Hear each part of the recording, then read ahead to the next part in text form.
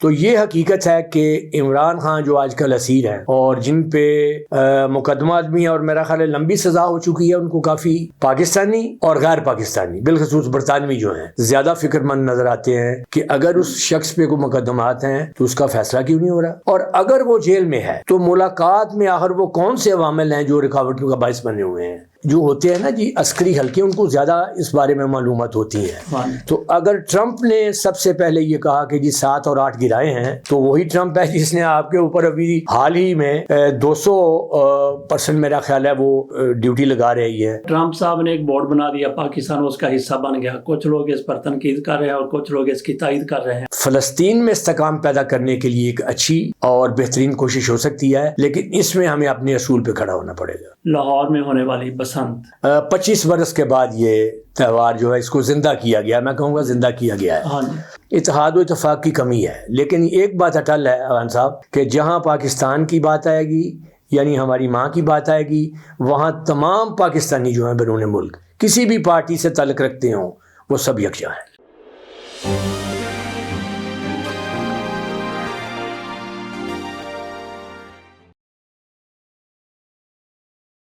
بسم اللہ الرحمن الرحیم۔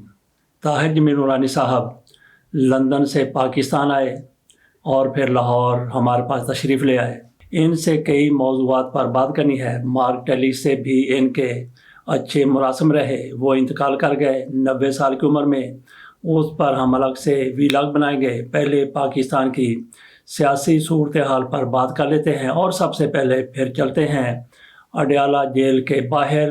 وہاں بھی عمران خان پر تقریباً 1.5-2 ماہ سے مکمل پابندی ہے، کوئی ملاقات نہیں ہونے دی جا رہی۔ ان کی بہنیں وہاں احتجاج کے لیے جاتی ہیں اور لیڈر بھی، کارکن بھی احتجاج کے لیے وہاں چلے جاتے ہیں۔ عمران خان کی آنکھ کا معاملہ بھی ہوا۔ اللہ بہتر جانتا ہے کہ کہاں تک صورتحال ہے، کتنی خراب ہے، کتنی بہتر ہے۔ حکومت کی طرف سے بار بار کہا جاتا ہے کہ ایسا معاملہ سنجیدہ اور سیریس نہیں ہے، اگر نہیں ہے تو پھر عمران خان کو کیسے ہاسپٹل لے جایا گیا، اس پر ہم زیادہ تو نہیں تفصیل میں جائیں گے۔ نورانی صاحب سے یہی پوچھیں گے کہ پاکستان سے باہر عمران خان کے ساتھ جو کوئی یہاں پہ ہو رہا ہے، جس طرح سے پی ٹی آئی کی لیڈرشپ کہتی ہے کہ عمران خان کے ساتھ ملاقات ہماری نہیں ہونے دی جا رہی اور ان کو قید تنہائی میں رکھا گیا ہے، ان کی بات بھی دنیا تک پہنچتی ہے، پاکستان کی حکومت کی بات بھی دنیا تک پہنچتی ہے۔ تو پوچھنا یہ ہے نورانی صاحب سے کہ لندن میں صورتحال کو کس طرح سے دیکھا جاتا ہے جناب طاہر جمیل نورانی صاحب؟ بسم اللہ الرحمن الرحیم۔ بہت شکریہ اوان صاحب، یہ محبت ہے، آپ کی چاہت ہے کہ جب بھی آتا ہوں تو آپ مجھے اس طرح کے جو مشکل ترین موضوعات ہیں اس میں گھیر لیتے ہیں۔ عمران خان صاحب جو سابق وزیر اعظم ہیں پاکستان کے، اور 92 جو ورلڈ کپ ہوا تھا اس کے بھی ہیرو ہیں، اور اس کے علاوہ وہ دنیا کی ایک جانی مانی شخصیت بھی ہیں۔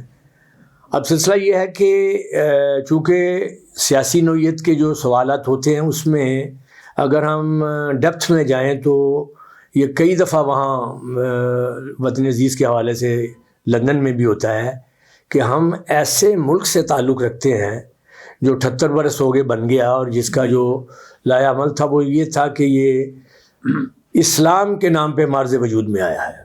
اب 78 برس میں اسلام کا جو ہم نے یہاں تک پہنچایا وہ تو بات کی بات ہے، ابھی تک اپنی قومی اردو زبان جو ہے وہ نہیں متعارف کروا سکے دفتروں میں، اور بے شمار چیزیں ہیں۔ لیکن سیاست کا جو حشر ہم نے کیا ہے وہ تو آج تحریک انصاف کی آپ نے بات کی ہے، وہ اگر آپ 78 سالہ دیکھیں لارڈ ماؤنٹن کے بعد، آزادی کے بعد، تو جو انتہائی افسوسناک اور شرمناک صورتحال ہے۔ صورتحال یہ ہے کہ وہاں لندن میں چونکہ تحریر و تقریر کی آزادی ہے، دنیا جانتی ہے، اور اسی طرح جو ہمارے وہاں برطانوی میڈیا ہے، مغربی میڈیا ہے، تو وہ کوئی نہ کوئی اس طرح کے موضوع ڈھونڈتا رہتا ہے جس کا تعلق پاکستان سے ہو۔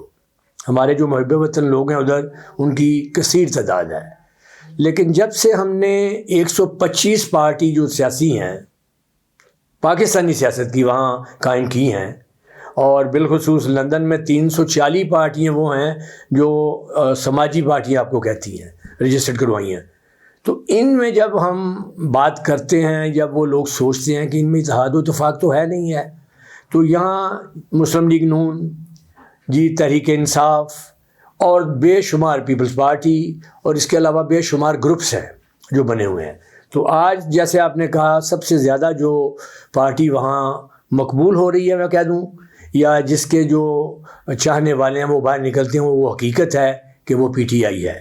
تو اس میں یہ ہوتا ہے کہ پھر گروپ بندیاں ہو جاتی ہیں، دھڑے بندیاں بھی ہیں وہاں.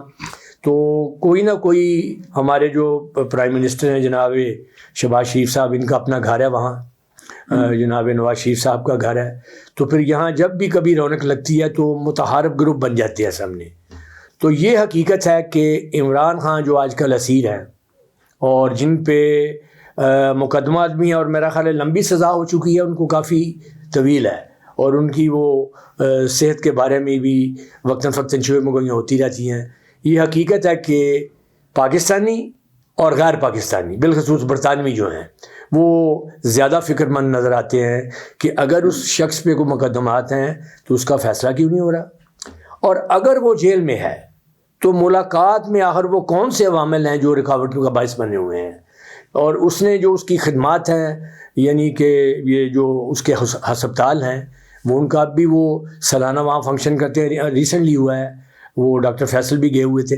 تو یہ چیزیں ہیں کہ اس سے پھر کیا ہے کہ ہماری جو درجہ بندیاں ہیں اس میں عمران خان کا جب ذکر آتا ہے تو معاملات جو ہیں وہ غیر جو پاکستانی ہیں وہ سوچنے پہ مجبور ہیں کہ انہیں شاید دانستہ طور پہ جیل میں رکھا ہوا ہے. تو نورانی صاحب، دوسرا پاکستان میں دہشت گردی جس طرح سے ایک بار پھر سر اٹھا رہی ہے، بلوچستان میں جو کچھ ہوا، جس طرح سے بھارت کی طرف سے پاکستان کے 10 شہروں پر ان کے دعوے کے مطابق انہوں نے مئی میں حملہ کیا تھا، اور پاکستان نے اپنے دفاع میں جس طرح سے ان کو دھول چٹائی ہے، جس طرح سے شکست فاش سے دوچار کیا ہے، یہ بھی اپنی مثال آپ ہے. اور اس کے بعد پھر پاکستان میں دہشت گردی میں اضافہ ہوتا چلا گیا. افغانستان کی طرف سے پاکستان میں دہشت گردی ہوتی ہے، ٹی ٹی پی والے کرتے ہیں، اور یہ سارے پراکسیز ہیں انڈیا کی. جس طرح سے بلوچستان میں کل دہشت گردی ہوئی، جیسے کہ کہا کہ بھارت نے پاکستان کے 10 شہروں پر حملے کیے، اسی طرح سے 10 شہروں پر پرسوں دہشت گردی ہوئی، جس میں 177 دہشت گرد پاکستان کی فورسز کی طرف سے مار دیے گئے، جبکہ 17 ہمارے سیکورٹی اہلکار شہید ہوئے اور کئی سویلین بھی وہاں پہ شہید ہوئے. اس حوالے سے کیا کہتے ہیں کہ ایک قومی یکجہتی کنسنسس نہیں ہونا چاہیے ایسے معاملے میں، اختلافات سیاسی بلا کر؟ بہت عمدہ سوال. سب سے پہلے وان صاحب یہ ہے کہ اختلافات لاکھ ہوں سیاسی طور پہ ہمارے بیرون ملک، پارٹیاں بھی ہیں جیسے میں نے عرض کیا ہے، لیکن یہ بات ہے کہ ہمارے پاکستان کی جو بقا اور استحکام ہے اور اس کی قربانی کے لیے تمام جو وہاں پاکستانی ہیں، عرصہ دراز سے رہنے، اور تمام وہ کسی بھی پارٹی سے وابستہ ہوں، وہ یکجا ہیں، اس میں کوئی شک نہیں ہے. اور جب ہمارے پاکستان کی بات آئے گی تو اس کے اوپر ہماری آواز الحمدللہ ایک ہوگی. ابھی آپ نے کہا ہے، آپ دیکھیں گزشتہ مئی میں ہم نے ان کے 8 جو وہ رافیل جو ہیں وہ گرائے ہیں، تو یہ چھوٹی بات نہیں ہے. اچھا، آپ یہاں سے آگے بات کیجئے. اچھا، وہ کہتے ہیں کہ بتاؤ ثبوت ہو کہ کیسے پاکستان نے جہاز گرائے ہیں، تو ہم ان کو کہتے ہیں ہم سے نہ پوچھیں، ٹرمپ سے پوچھیں. بالکل درست کہا. دیکھیں نا، جس کے پاس دنیا کی سب سے بہتر جدید ترین تازہ ترین صورتحال ہوتی ہے امریکہ کے صدر کے پاس، وہ کہتے ہیں کہ 8 گرائے ہیں. جی، میں حالیہ طور پر گیا ہوا تھا امریکہ کچھ مہینے پہلے. ہوا یہ ہے کہ دیکھیں، ٹرمپ ہی ان کو جواب دینے والا ہے، کیونکہ جب آپ کسی کے سامنے ہاتھ پھیلاتے ہیں کہ یار وہ 8 گرا دی ہیں اور بس کریں کسی نہ کسی طرح ہماری جنگ بند کروا دیں. اب یہ جو ہوتے ہیں نا جی عسکری حلقے، ان کو زیادہ اس بارے میں معلومات ہوتی ہیں. تو اگر ٹرمپ نے سب سے پہلے یہ کہا کہ جی 7 اور 8 گرائے ہیں، تو وہی ٹرمپ ہے جس نے آپ کے اوپر ابھی حال ہی میں 200% میرا خیال ہے وہ اس کے اوپر وہ ڈیوٹی لگا رہی ہے. اور اس کے علاوہ وہ اب انڈیا کو زیادہ سے زیادہ ٹائٹ کرنے کی پوزیشن میں ہے. تو ان کی جو بات ہے اس کو یہ مان لیتے ہیں، اور اگر ہم کہتے ہیں کہ ہم نے یہ کیا تو کہیں گے جی یہ تو اس طرح ہوا، اور پھر جا کے منتظم بھی وہاں کرتے ہیں. تو یہ صورتحال ہے کہ بھارت جو ہے وہ اس کو یہ قدرت کی طرف سے میرا خیال ہے کچھ، یا ہماری کہہ دینا چاہیے ہمیں کہ افواج پاکستان کی کوئی دہشت اور خوف بھی ہے تھوڑا سا، کہ دنیا میں جو ہماری فوج ہے اس وقت، اس کی وجہ سے یہ بھارت جو ہے یہ ہر چوتھے 5ویں، اب دیکھیں ان کا رجحان روس کی طرف بڑھنے لگا ہے کیونکہ وہ ٹیرف لگا ہے. تو اسی طرح ہمارے جو اسلامی بات اور نہ دوسری طرف نکل جائے، ہمارے جو اسلامی ممالک انہوں نے یہ ہمارا ہمسایہ جو ہے UAE، 200 جو ہے وہ ارب ڈالرز کی ہے ابھی وہ وہاں معاہدہ کیا ہے. ہمارے ساتھ انہوں نے صرف 2 ارب کا کیا ہوا ہے. تو یہ چیزیں بھی ہیں کہ ہمارے اندر بھی اتحاد و اتفاق کی کمی ہے. لیکن ایک بات اٹل ہے خان صاحب کہ جہاں پاکستان کی بات آئے گی یعنی ہماری ماں کی بات آئے گی وہاں تمام پاکستانی جو ہیں بیرون ملک کسی بھی پارٹی سے تعلق رکھتے ہوں وہ سب یکجا ہیں. اچھا، میرا تو اس حوالے سے یہ سوچا سمجھا وہ رائے ہے کہ پاکستان کے اندر سیاست جیسی بھی ہے، عمران خان کے ساتھ ظلم ہو رہا ہے، جبر ہو رہا ہے، یہ مانتے ہیں، لیکن دہشت گردی کے حوالے سے تحریک انصاف کو بھی ہماری حکومت کے سنگ ہونا چاہیے، ہم قدم ہونا چاہیے. بالکل جی، سب سے اہم ترین یہ ہے عمران خان صاحب کو آپ اور اس کی سزا بڑھا دیں. لیکن جہاں بھارت سے دہشت گرد کا معاملہ ہے یا ہمارے صوبوں میں اب دیکھیں نا 177 میرا خیال ہے کل کی خبر ہے کہ اتنے جو لوگ ہیں وہاں ہوئے ہیں. اور اس کے علاوہ وہ پری پلان کر کے آتے ہیں. اور اگر ہمارے لوگ اگر ان کا ساتھ نہیں دیتے بھی، بلوچستان میں ہو رہا ہے، ہمارا وہ صوبہ ہے اور صوبہ بھی وہ ایسا ہے جو دنیا کی نظروں میں کھٹک رہا ہے، اسپیشل امریکہ کی. تو اس میں یہ ہے کہ پی ٹی آئی ہو یا پیپلز پارٹی ہو یا نون لیگ ہو، ان تینوں کے علاوہ جتنی بھی جماعتیں اس موقع پر انہیں یکجا ہو کے اور یہ جو دہشت گردی ہے اس کی پرزور مذمت اور افواج پاکستان کے ساتھ کھڑا ہونا پڑے گا. اچھا، ٹرمپ صاحب نے ایک بورڈ بنا دیا، پاکستان اس کا حصہ بن گیا، کچھ لوگ اس پر تنقید کر رہے ہیں اور کچھ لوگ اس کی تائید کر رہے ہیں. آپ اس حوالے سے؟ ہاں، یہ عالمی سطح پہ یہ ایک اچھا جو ہے وہ کوشچن ہے. اس میں یہ ہے کہ کہانی تو لمبی ہے لیکن میں کوشش کرتا ہوں اسے اختصاراً. ہمارے جو وزیر خارجہ ہیں اور سینیٹر ہیں اور voice deputy prime minister Ishaq Dar صاحب، وہ جب گئے تھے وفد لے کے تو وہاں جو کچھ ہوا تھا مبینہ طور پہ اس میں یہ بھی تھا کہ حماس جو ہے اس کو غیر مسلح نہیں کیا جائے گا. یہ ایک یعنی مبینہ طور پر اطلاعات ہیں کہ وہ اس اجلاس میں طے ہوا تھا. اس کے بعد ٹرمپ صاحب جو ہیں وہ چونکہ بنیادی طور پہ وہ سیاستدان نہیں ہیں، وہ ایک is a good businessman, there is no doubt about it. لیکن اس کے بعد انہوں نے کہہ دیا ہے کہ جی اب جو ہم 60 ممالک کو انہوں نے یہ انویٹیشن بھیجا کہ ہم نے جی وہ پیس بورڈ بنانا ہے. ٹھیک، اس میں ہمارا پاکستان، بھارت، اسرائیل بھی شامل ہے. تو اب جا کے تو وہ اگر جو یہ بورڈ جو ترتیب دی گیا ہے اس کی ممبرشپ بھی ہے، غالباً مجھے صحیح نہیں یاد، یا 1 ملین ہے، 1 بلین. اب اس سے آگے جانے سے پہلے یہ سوچنا ضروری ہے کہ ہم جو آئی ایم ایف کے زیر وہ اس کے گردش کے کئی سالوں سے چلے آ رہے ہیں، مقروض ہیں، ہم وہ 1 بلین کیسے ادا کریں گے؟ ایک بات اگر وہ کر بھی دیتے ہیں، یہ 2 بلین قرضہ لیں گے، 1 بلین ادھر جمع کروائیں گے، 1 بلین اپنے پاس رکھیں. ہاں، یہ تو خیر ہماری اپنا اسسمنٹ ہے نا ہمارے یہاں رہنے والوں کی، وہ 1 بلین رکھنا بھی بڑا مشکل ہو جائے گا. اور دوسرا ہے کہ وہاں ہمارا مقابلہ ہوگا اسرائیل اور بھارت سے. اگر وہ کرتے، انہوں نے اس وقت تو بھی نہیں کہا تھا لیکن ہم نے تو کہا جی ہم ٹھیک ہیں، گئے ہوئے تھے ہمارے پرائم منسٹر صاحب بھی، وہ ٹھیک ہے. لیکن ہم اسی صورت غزہ کے مظلوم فلسطینیوں کے حق میں ہو سکتے ہیں جب تک کہ ہماری جو باتیں ہیں وہ تسلیم نہ کی جائیں. اگر کل کو امریکہ کہہ دیتا ہے کہ نہیں جی ہم نے تو وہ ان کو نہیں رکھنا، مسلح جو ہیں ان کو غیر مسلح، تو اس کا مطلب ہے کہ ہم تو کامیاب نہیں ہو پائے، پھر ہماری کیا حیثیت ہوگی.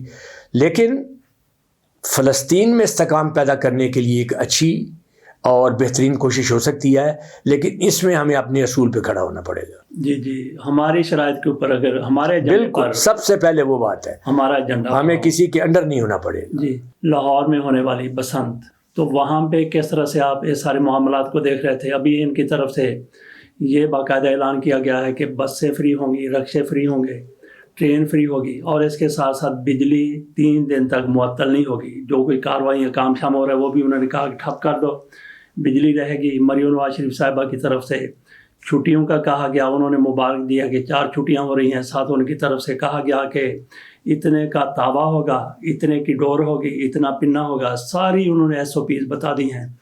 تو آپ کے بچے کیا کہہ رہے ہیں کہ ہم نے بھی یہاں پہ آنا ہے بسنت منانے کے لیے، اور آپ بھی بسنت منانے ہی کیا آئے ہیں؟ ملک کے حوالے سے سب سے بہترین سوال، مجھے پتا تھا کہ آپ تھوڑی سی چھیڑخانی کریں گے. وہ یوں ہے وان صاحب کہ پہلی بات تو یہ ہے کہ یہ سنا جو جا رہا ہے، میں 2 دن قبل یہاں پہنچا ہوں، 25 برس کے بعد یہ تہوار جو ہے اس کو زندہ کیا گیا، میں کہوں گا زندہ کیا گیا ہے.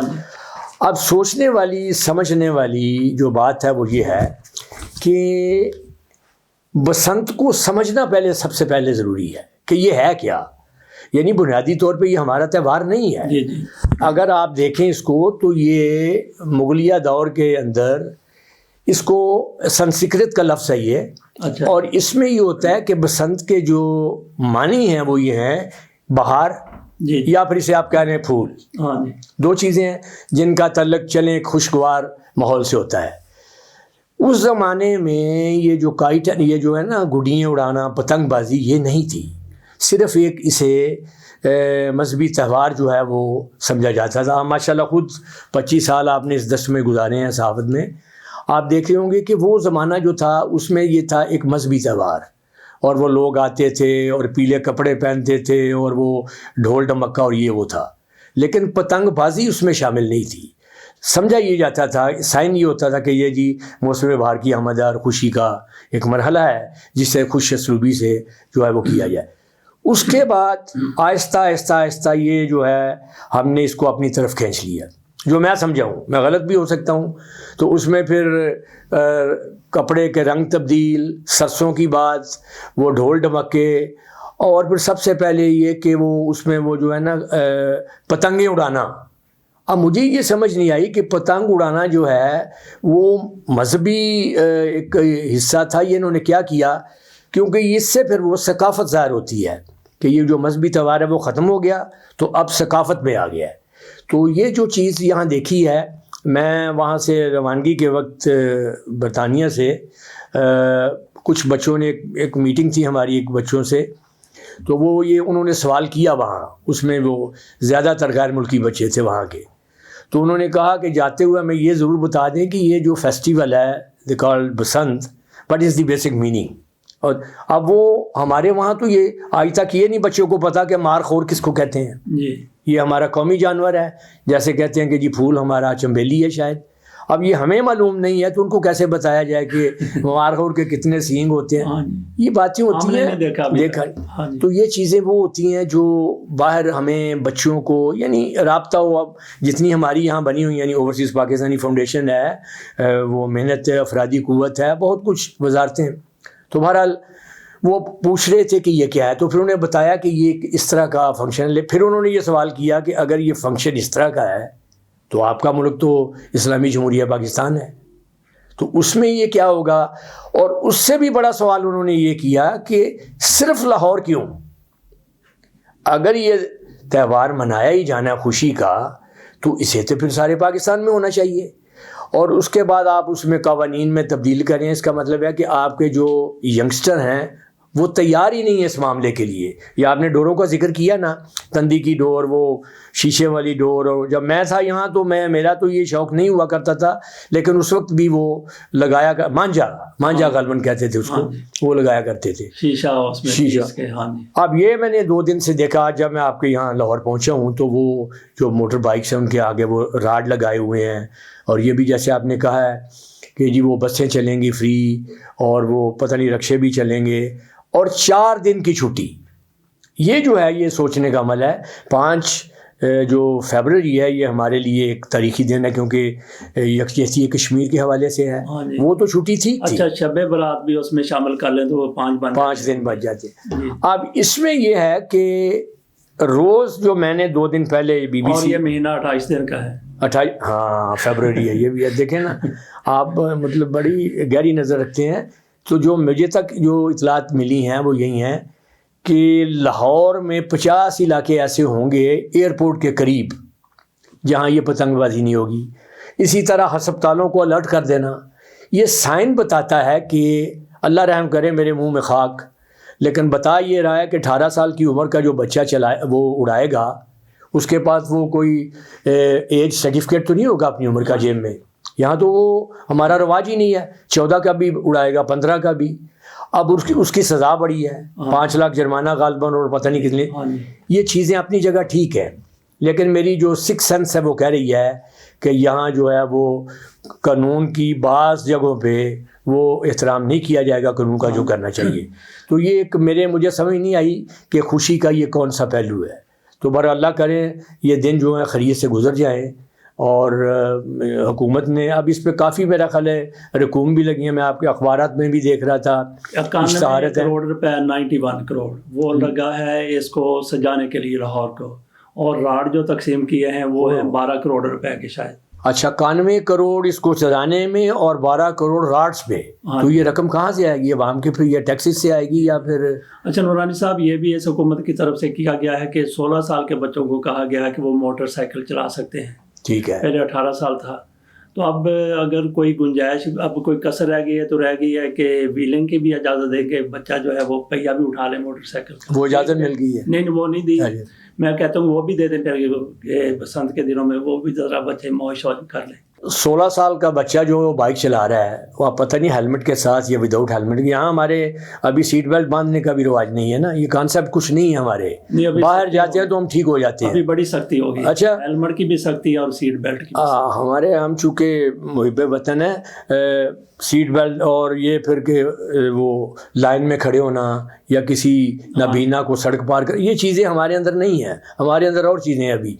تو اگر 16 کا جو چلا سکتا ہے تو پھر 18 سال کے بچے کو ووٹ کا حق بھی دے دے, اس میں کیا ہے, کوئی کباہت تو ہے, لیکن اس کو 25 پہ لے جا. ہاں تو اس کا مطلب یہ بھی ایک سوال اٹھے گا پھر کہ جی کیوں اس طرح. تو اس طرح کی جو چیزیں ہیں اس پہ ہونا چاہیے. کہیں گے جو بیرون ملک بیٹھے ہوئے ہیں شہری پاکستانی, ان کو ووٹ کا حق دے دیں. ہاں وہ بھی ایک پرانا مسئلہ چل رہا ہے, لیکن وہ بھی نظر اس لیے نہیں آ رہا کہ ابھی اس چیز میں اتنی گنجل ہے اور الجھن ہے. الجھن اس لیے ہے کہ ہمیں اپنی نئی نسل جو ہے نا عوان صاحب, وہ اس طرح کے سوالات کرتی ہے جو یہاں نہیں کیے جاتے. یہاں تو ہم ٹھیک ہیں کہ وہ بریڈ کو ڈبل روٹی کہہ لیں گے, بات ختم ہو گئی. مکھن کو بٹر کہہ لیں گے, بات ٹوائلٹ کو کہہ لیں گے جی واش روم. یہ نہیں باتیں ہیں. باتیں وہ ہیں جو دنیا میں آپ نے اپنی جو آئیڈینٹی قائم کرنی ہے, اس سے آپ نے غیروں کے سوالوں کے جواب دینے ہیں. پاکستان نے جس طرح سے انڈیا کو دھول چٹائی ہے مئی میں, اس حوالے سے آپ کیا سمجھتے ہیں؟ اور پھر افغانستان کو بھی اگر آپ کو کہا جائے کہ 3 لوگوں کے آپ نام لیں تو کس کس کا نام لیں گے, اور سب سے پہلے کس کا نام آئے؟ یہ سب سے پہلے تو دھول چٹانے والوں میں ہماری افواج پاکستان ہے جی, اور شہین ہے ہمارے, ایئر فورس ہے جن کی کوششوں سے. اور دوسرا میں کہتا ہوں کہ جذبہ, عوام کا جو جذبہ ہے وہ 65 والا ہی میں نے دیکھا ہے. یہ الگ بات کہ اب وہ ڈرونز کا سسٹم آ گیا, لیکن وہ چونڈا محاذ والا جذبہ وہی ہے. اور یہ تیسرا یہ ہوتا ہے کہ امریکہ جو ہے وہ کافی میری سوچ کے مطابق یہ ہے کہ اس سے ہمارے چونکہ پنگیں اچھی تھیں تو انہوں نے اس موقع پہ دیکھا ہے کہ ذرا اس کو اسیس کر لیا جائے کہ پاکستان کے چائنا کے ساتھ کتنے قریبی قربت رکھتے ہیں. اور چائنا جو ہے وہ ہمارا بردر ہے, اور وہ اس کو وہ زندگی میں ہم اس کو ساتھ نہیں چھوڑ سکتے.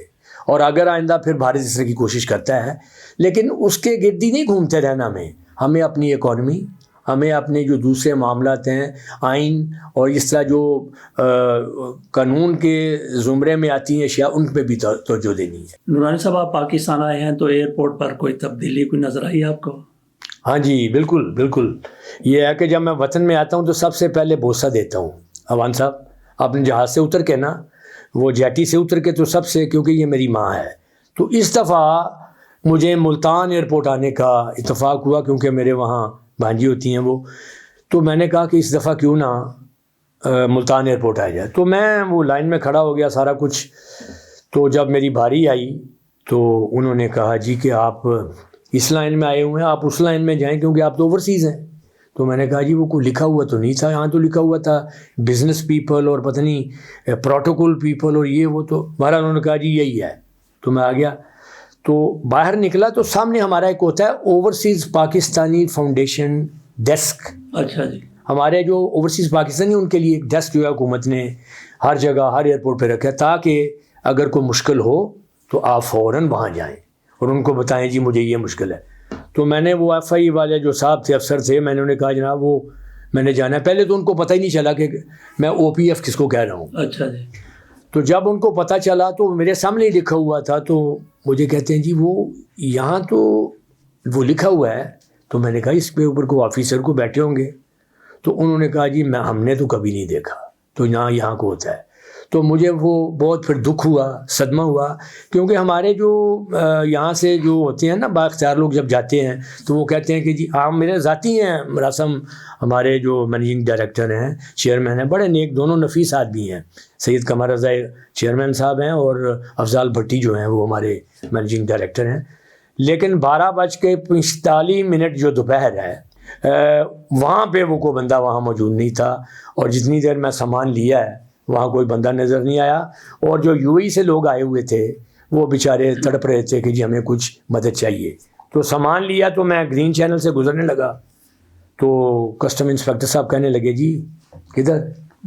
میں نے کہا جی جا رہا ہوں گھر، اوپر لکھا ہوا ہے سبز چینل، تو اس کا مطلب ہوتا ہے کہ نتھنگ ٹو ڈکلیئر، یعنی آپ کے پاس کوئی ایسی چیز نہیں، آپ جا سکتے ہیں۔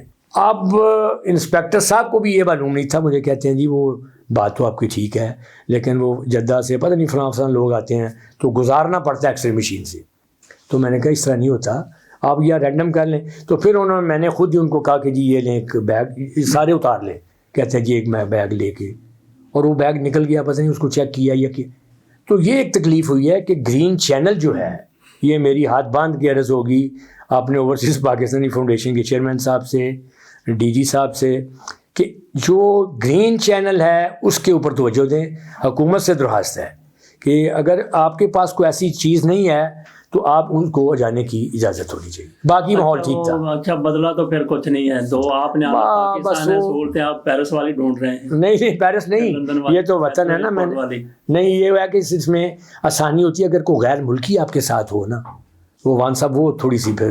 اچھا آپ کا اپنے ایئرپورٹ کے بارے میں کیا خیال ہے؟ سیالکوٹ کا جو بنا ہے جنہوں نے چیمبر والوں نے بنایا، ہاں وہ پرائیویٹ جو سیکٹر میں بنا وہ ٹھیک ہے، الحمدللہ چل رہا ہے۔ اب میں جب روانگی ہوگی تو ادھر سے ہوگی انشاءاللہ، تو وہاں میرا خیال ہے وہاں بھی او پی ایف ڈیسکو ساری جگہ پہ ہوگا۔ تو باقی یہ ہوتا ہے کہ کچھ ہمارے بھی قصور ہوتے ہیں کہ ہم نے وہ جو بتایا ہوتا ہے ان ہدایت پہ عمل نہیں کرتے، لیکن میں پھر کہوں گا کہ ہماری حکومت کو چھوٹی چھوٹی لیفلیٹس بنانی چاہیے جو بیرون ملک بھی بھجوائیں، اور یہاں بھی جو او پی ایف ڈیسک ہے اس کے اوپر رکھی ہوں کہ آپ آ رہے ہیں تو کیا کرنا ہے، آگے آپ کو کیا سہولت جاؤ وہ مہیا کی جائے۔ نعمان صاحب بہت بہت شکریہ آپ کا، وان صاحب۔